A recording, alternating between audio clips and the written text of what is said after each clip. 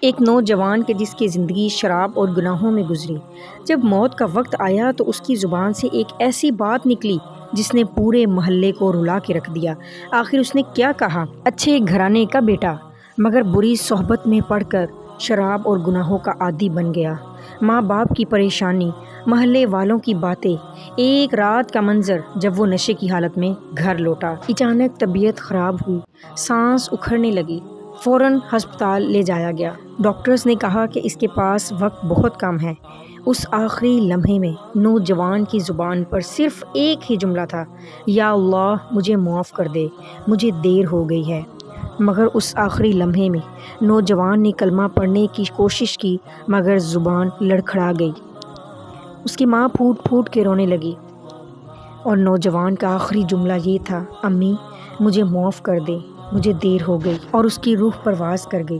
گناہوں کی وجہ سے پہلے کچھ لوگوں نے اس کی نماز جنازہ پڑھانے سے بھی انکار کر دیا، مگر ایک بزرگ آگے بڑھا اور اس نے کہا، جس نے آخری سانس میں توبہ کی اللہ اسے معاف کرنے والا ہے، اور پھر جنازہ پڑھایا گیا۔ اللہ کی رحمت اتنی وسیع ہے کہ آخری سانس کی توبہ بھی قبول ہو سکتی ہے، بس شرط یہ ہے کہ دل سچا ہو۔